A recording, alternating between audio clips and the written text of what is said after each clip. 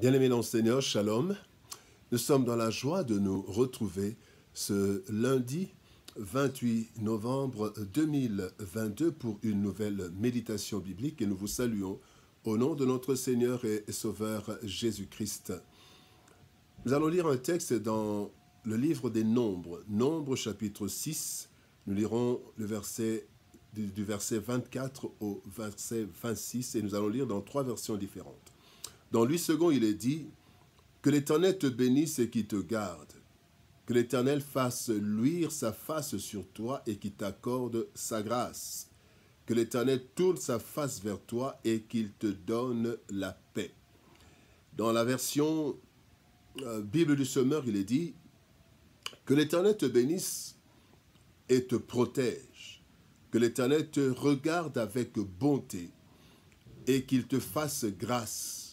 Que l'Éternel veille sur toi et t'accorde la paix. » Version Parole de vie, il est écrit « Que le Seigneur vous bénisse et vous protège. Que le Seigneur fasse luire, fasse briller sur vous son visage et qu'il ait pitié de vous.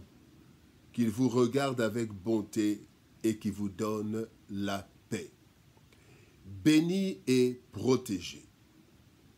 Béni et protégé. Bien-aimés en Seigneur, parmi les choses les plus importantes que toute personne recherche, il y a la bénédiction et la protection. Ces deux choses sont recherchées de diverses façons, par toutes les catégories sociales. Être béni et être en sécurité. Sécuriser les biens. D'ailleurs, il y a le rôle de la police, il y a toute une police, on dit, la police est là pour sécuriser les biens et les personnes. Et ceux qui ont des bénédictions veulent être protégés. En fait, c'est la recherche de la bénédiction et de la protection, c'est en fait la recherche de l'état premier de l'être humain, prévu par Dieu au commencement, avant la chute de l'homme. Dieu connaît parfaitement les besoins fondamentaux de l'homme. C'est ainsi qu'il donne à Moïse la formule de bénédiction que lui-même exécutera dans la vie des humains. Cette formule contient les éléments essentiels qui font le bonheur. Voyons ces éléments. Parlons d'abord de la bénédiction et de la protection. Bénédiction et protection. Dans Proverbe chapitre 10, verset 22, la Bible nous dit « C'est la bénédiction de l'Éternel qui enrichit et il ne la fait suivre d'aucun chagrin. » Cette bénédiction, certaines bénédictions plutôt, apportent plus de problèmes que de solutions. La mauvaise gestion de celle-ci, la mauvaise origine de celle-ci, eh bien, peuvent nous conduire à des excès et à l'orgueil, cet orgueil qui précède la chute. Cependant, il y a aussi la jalousie des autres qui peut aller jusqu'à nous nuire par méchanceté tout simplement. Il n'en est pas de la bénédiction de Dieu. Ce dernier l'entoure de précautions pour nous éviter du chagrin après la joie et les actions de grâce pour les bénédictions que nous recevons. Dieu a béni Joseph. Dès le commencement, quand il lui montre les projets, il lui montre les songes, c'est déjà la bénédiction. Il a béni Joseph et il l'a protégé contre tous, tout au long du parcours qui le conduit à l'accomplissement total de la bénédiction. Il est écrit dans Genèse chapitre 50, verset 20, c'est Joseph qui le dit, il dit « Vous avez médité de me faire du mal, Dieu l'a changé en bien pour accomplir ce qui arrive aujourd'hui. » Dieu a béni et Dieu a protégé. Il a protégé Joseph dans la citerne quand on l'a jeté. Il a protégé Joseph dans la maison de Potiphar. Il a protégé Joseph dans la prison jusqu'à ce que la bénédiction soit totale. Béni et protégé. La deuxième chose que nous voulons voir, ce sont les œuvres de la grâce. Œuvres de la grâce. La Bible nous dit dans Luc chapitre 1er, verset 25, c'est Élisabeth, après être tombée enceinte, qui parle. Elle dit, « C'est la grâce que le Seigneur m'a faite quand il a jeté les yeux sur moi pour ôter mon opprobre parmi les hommes. » Bien-aimés dans le Seigneur, lorsque Dieu tourne sa face sur nous, il est dit que l'Éternel tourne sa face sur nous. Quand l'Éternel tourne sa face sur nous, bien-aimés, pour nous bénir, il nous accorde sa grâce. Celle-ci, bien-aimés, nous ouvre toutes les portes possibles, même celles que nous n'attendons pas.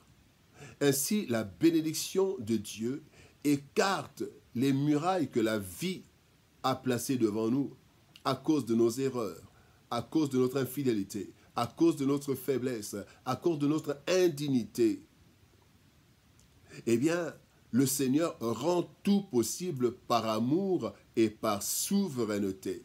C'est ainsi que David a été promu à un poste dont il n'avait pas espéré à ce poste, et un poste pour lequel il n'avait fourni aucun effort. La grâce a poursuivi David. David, d'ailleurs, il n'était même pas de la lignée de Saül, mais la grâce, Dieu a tourné sa face vers David, et David a trouvé grâce. La Bible dit dans 1 Samuel chapitre 16, verset 12, « Isaïe l'envoya chercher.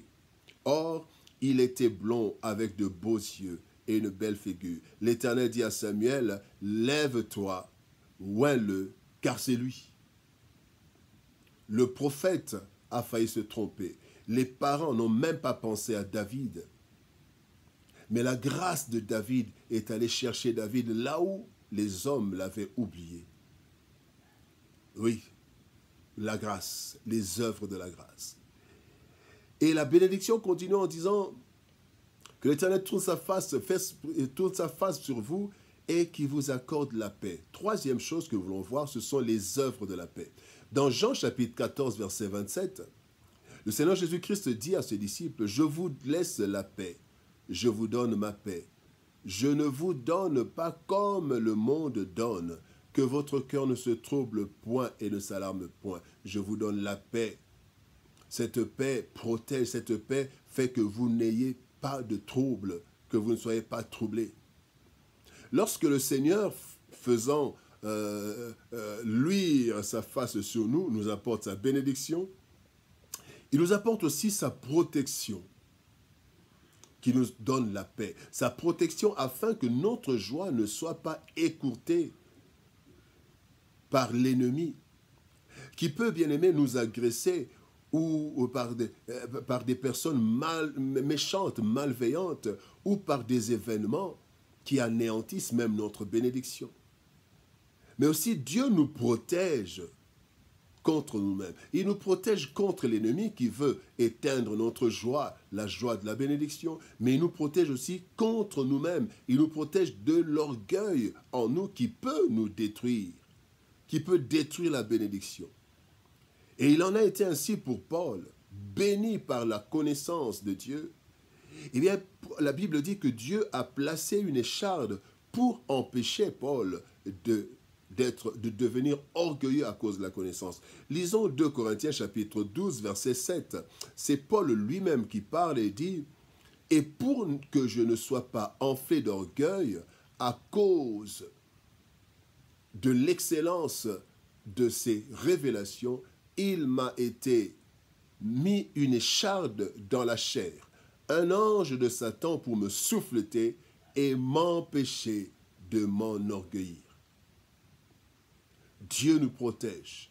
Il nous protège contre nous-mêmes, il nous protège contre les ennemis, afin que l'ennemi ou nous-mêmes, nous ne détruisons pas la bénédiction qui vient de l'Éternel et qui enrichit. Béni et protégé. Bien-aimés, plusieurs ont été détruits à cause de la bénédiction qui engendre la jalousie, mais aussi à cause de l'orgueil que peut engendrer la bénédiction. Et Dieu, bien-aimé, quand il nous bénit, quand il tourne sa face sur nous, il nous accorde la grâce pour accéder même à des bénédictions inespérées. Mais aussi, il nous donne la paix afin que nous jouissions pleinement de ses bénédictions. Prions le Seigneur. Éternel Père de gloire, Dieu Tout-Puissant, nous te rendons grâce, ô Dieu, pour ton amour et ta bonté, qui nous bénit et nous protège. Oui, Seigneur, quand tu nous bénis, tu nous protèges des autres, tu nous protèges de nous-mêmes, afin que ta bénédiction, Seigneur, ne se transforme pas en malédiction, afin que notre joie ne se transforme pas en pleurs. Éternel, merci. Merci de bénir mon frère, ma sœur, dans tous les domaines de sa vie. Et merci de protéger, afin que ces bénédictions l'enrichissent réellement et ne se fassent suivre d'aucun chagrin. Oui, protège-nous contre les autres, protège-nous contre nous-mêmes, afin que tes bénédictions, Seigneur de gloire, réjouissent nos cœurs et que nous ne sortions pas du droit chemin. Que ta grâce soit sur nous, Éternel. Au nom de Jésus-Christ, nous avons ainsi prié. Amen. Bien-aimés en Seigneur, nous sommes arrivés à la fin de notre méditation de ce jour. Que Dieu nous bénisse. Shalom, au revoir et à demain.